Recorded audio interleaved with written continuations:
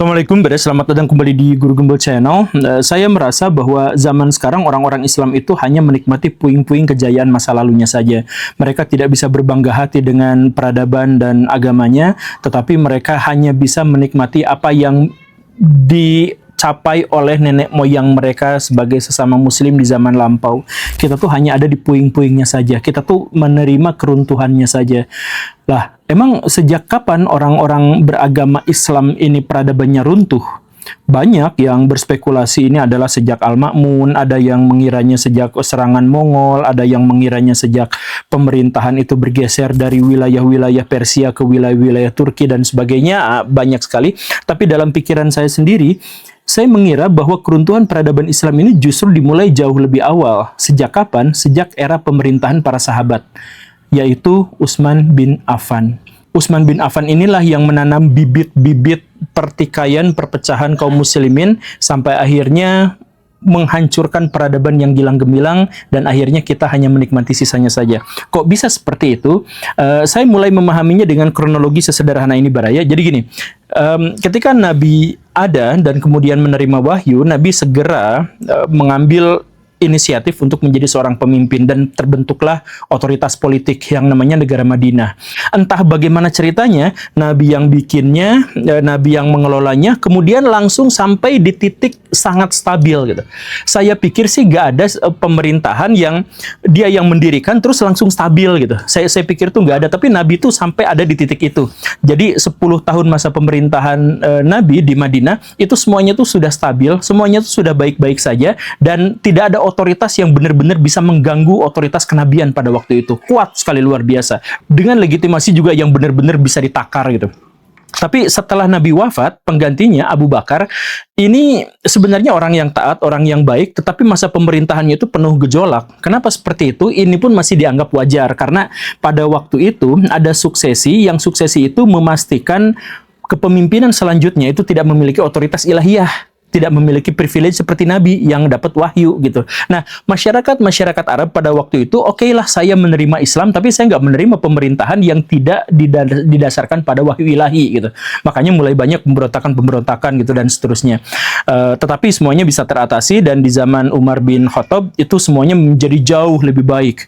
Militer lebih baik, kemudian teknologi lebih baik, sistem administrasi negara tertata dengan sangat baik, keuangan terbina dengan sangat baik, dan lain sebagainya. Semuanya ini adalah awal mula tonggak dari peradaban Islam yang paling awal.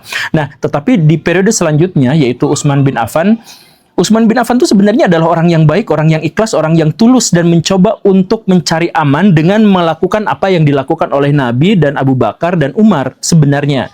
Tetapi entah bagaimana caranya, ada nepotisme di antara mereka. Nanti kita bahas. Dan nepotisme inilah yang akhirnya menghasilkan perpecahan yang sangat luar biasa. Dan perpecahan inilah yang menyebabkan Utsman akhirnya wafat, dibantai oleh demonstran.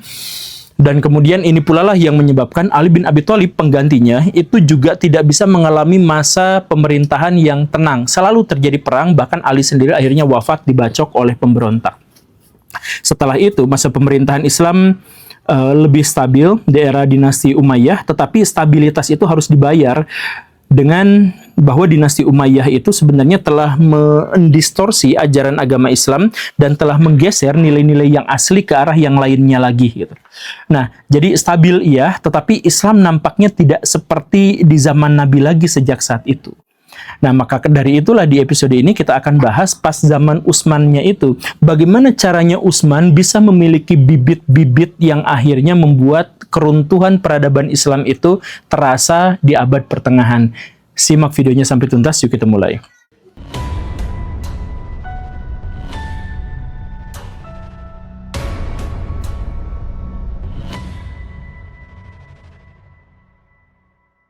Utsman bin Affan diangkat sebagai khalifah di usia 70 tahun.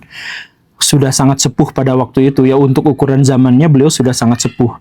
Kenapa beliau diangkat? Karena beliau memiliki pengaruh yang sangat kuat, kemudian salah satu tokoh sahabat yang sangat senior, keilmuan dan ketakwaannya juga sangat luar biasa, dan ada pemimpin-pemimpin yang sebelumnya yang mengatakan dan menjamin bahwa Utsman itu adalah yang paling ikhlas di antara kita.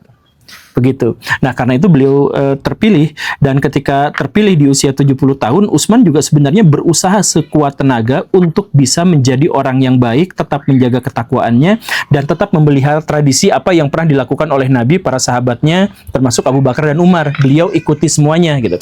Cuman masalahnya adalah ikhlas saja tuh nggak cukup untuk memerintah. Orang baik saja tuh gak cukup untuk memerintah, karena untuk menjadi seorang politikus, menjadi seorang negarawan, dia tuh butuh visi yang kuat. Dia itu harus menjadi seorang inisiator. Dia tuh adalah seorang yang bisa mempengaruhi, bisa memprovokasi, bisa menggerakkan, dan beliau juga harus jago administrasi. Jadi menjadi seorang pemimpin tuh bukan hanya soal dia baik atau buruk moralnya, bukan hanya soal itu, tetapi juga soal-soal yang lain. Bahwa beliau itu adalah harus orang yang hebat dalam administrasi, kuat dalam kepemimpinan, dan memiliki jiwa administrasi yang handal. Gitu kan? Nah, Utsman merasa bahwa di era belakangan kayaknya beliau tuh tidak memiliki hal-hal yang semacam itu gitu. Sehingga beliau tuh berinisiatif, ya sudahlah, saya harus menyerahkan masalah-masalah administrasi, menyerahkan masalah-masalah teknis itu kepada seseorang. Saya harus cari aspri, saya harus bikin sekretariatan negara gitu dan sebagainya. Nah, diangkatlah Marwan bin Hakam. Marwan bin Hakam itu siapa? Sepupunya. Jadi orang tua mereka berdua itu adalah saudara kandung gitu. Nah, Marwan bin Hakam itu adalah seorang yang jago dagang, seorang administrator handal. Beliau itu adalah seorang yang bisa baca tulis, yang pada waktu itu jarang orang yang bisa menguasai baca tulis. Kemudian memiliki koneksi dengan negara-negara di luar sana gitu. Nah, jadi kata Utsman bin Affan, orang ini tuh paling cocok dekat dengan saya tuh. Karena selain beliau itu adalah orang yang berkompeten, beliau juga orang yang dekat dengan saya. Jadi saya mungkin bisa mengontrolnya sebaik-baiknya. Ketakwaannya mungkin kurang, keikhlasannya mungkin belum teruji. Tetapi kan saya mentornya, saya bisa mengarahkan dia pada masalah-masalah yang itu. Begitu. Nah, di sini mulai masalahnya itu apa? Ternyata Marwan bin Hakam itu sedikit demi sedikit mulai memutus mata rantai komunikasi antara Utsman bin Affan dengan rakyat. Karena semuanya itu harus lewat satu pintu, yaitu Marwan bin Hakam ini. Jadi Marwan itu, kalau misalkan ada perintah dari Utsman, pakai Marwan, terus sama Marwan dilemparkan ke masyarakat. Begitupun sebaliknya, kalau ada komplain, ada kritik, ada saran, ada keinginan, ada pendapat, dan sebagainya dari masyarakat, itu disampaikan kepada Marwan, kemudian baru sampai ke Utsman gitu. Karena ini menjadi tutup botolnya dan menjadi satu-satunya pintu dalam hal ini, Marwan tuh akhirnya diduga banyak sekali melakukan tindakan-tindakan yang tidak sesuai dengan keinginan Utsman dan tidak sesuai dengan keinginan masyarakat. Nah, disinilah makanya Utsman itu sering kali dapat berita yang baik. Oh, ekspansi kita di sini berhasil. Oh, tentara kita makmur. Oh, keuangan kita berhasil dan sebagainya. Semua berita-berita tuh yang baik-baik tuh sampai ke Utsman saja.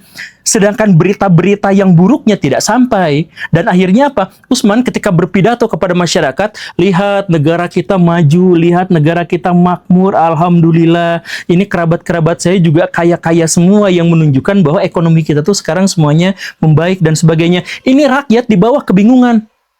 Hah? Seriusan? Ini sejak zaman Umar kita tuh mengalami kemunduran drastis. Kok dapat dari mana informasi itu? Kok tiba-tiba jadi bagus semua? Ini saya yang cari lapangan pekerjaan jadi susah. Ini saya untuk mencari nafkah jadi susah. Itu kemarin ada kriminal justru malah lepas. Hukum tidak berlaku lagi di negara Madinah dan sebagainya. Ini kenapa malah pidato bahwa kita semuanya baik-baik saja, bahwa kita ini kenapa bisa seperti itu? Dan mulai ada kegoncangan yang seperti itu.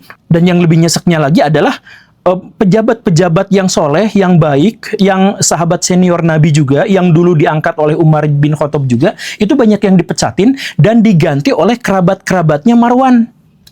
Semuanya tuh diganti, diantaranya nih, ini pejabat-pejabat orang yang baik hati diganti. Amr bin As, gubernur Mesir, itu dicintai luar biasa sama masyarakat Mesir. Dicintainya luar biasa. Karena apa? Karena dia tuh bikin sistem pajak yang tidak mencekik, tapi langsung kerasa sama masyarakat gitu. Makanya dia dicintai, diganti sama Utsman. Mungkin oleh Marwan, tapi entah bagaimana ceritanya, itu kan stempelnya pasti Utsman. Kemudian Abu Musa al-Asy'ari, Baraya kenal kan, beliau itu terkenal sekali, salah satu sahabat senior Nabi. Itu disimpan di Kufah di Basrah gitu. Itu dipecat. Kemudian ada lagi Mughirah bin Syu'bah. Itu juga sahabat yang sangat soleh, yang sangat baik. Diganti juga sama orang-orang dekat Marwan, sama orang-orang yang dekat dengan dalam kekeluargaan gitu. Dan mereka tuh orang-orang yang nggak berkompeten ternyata. Bahkan ada beberapa di antara mereka tuh yang diduga suka mabok gitu, suka pesta miras gitu. Tapi diangkat sebagai pemimpin, sedangkan yang diangkat oleh Umar, orang yang qualified-nya itu benar-benar bisa diketahui, itu justru malah dipecatin. Nah, ini yang jadi masalah. Tapi lagi-lagi, Utsman tuh tidak tahu apa-apa terkait dengan hal ini. Memang beliau tahu ada pergantian, tapi dikiranya pergantian itu tuh baik gitu. Karena apa? Karena pergantian itu kan semuanya dari Marwan, diduganya dari Marwan gitu. Sehingga semua orang-orang yang ada di lingkaran Utsman itu semuanya adalah memberitakan kabar-kabar yang baik saja, dan apa inspirasi dari masyarakat itu tidak pernah masuk. Sebaliknya, apa yang dikatakan oleh Utsman dan sebagainya itu juga tidak sampai kepada masyarakat gitu. Karena pintu-pintunya itu akhirnya jadi mengelilingi Utsman yang semakin renta, yang semakin kesulitan untuk memimpin, dan akhirnya baik masyarakat maupun Utsman itu sama-sama terjebak pada ketidaktahuan, kegagalan informasi gitu. Ada orang yang berusaha untuk menyatukan gitu, menciptakan jembatan dan sebagainya, tapi itu gagal juga, sulit sekali luar biasanya.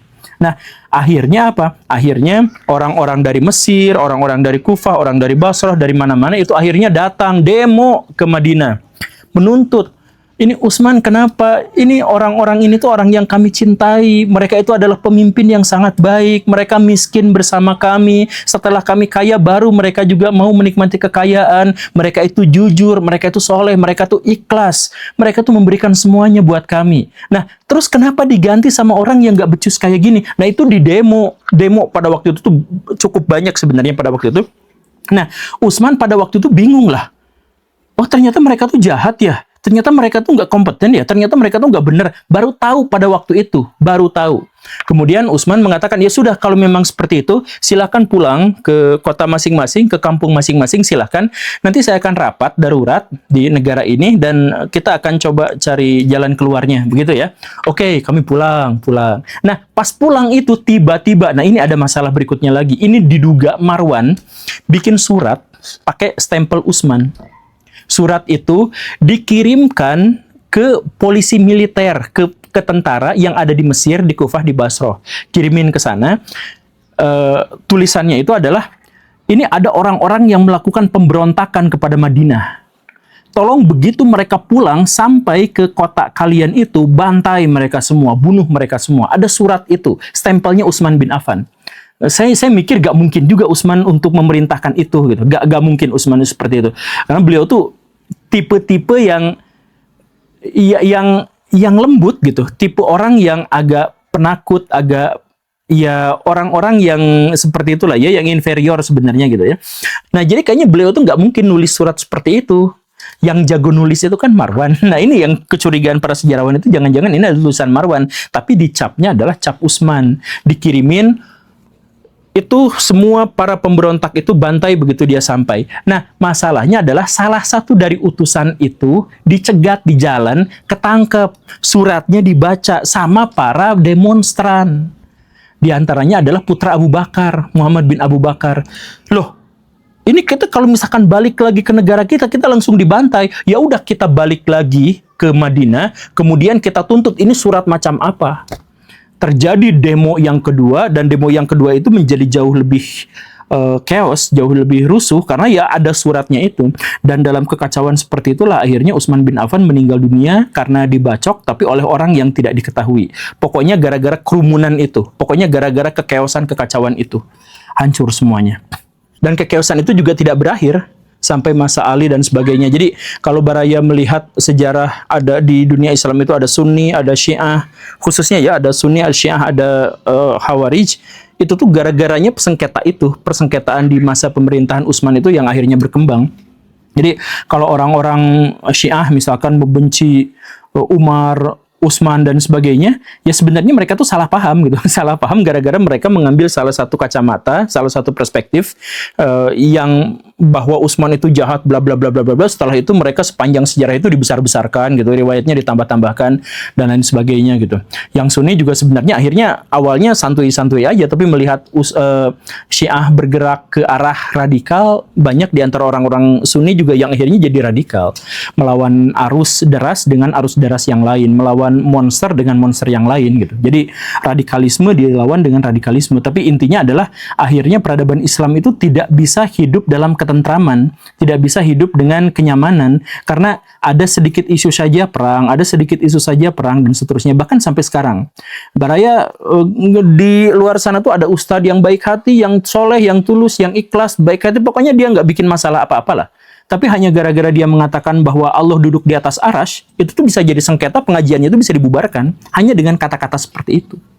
Nah, itulah yang terjadi di dunia Islam. Makanya kita tuh harus berhati-hati kalau kita punya pemimpin dan kita sebenarnya punya pilihan untuk memilih, tolong jangan pilih yang terlalu tua.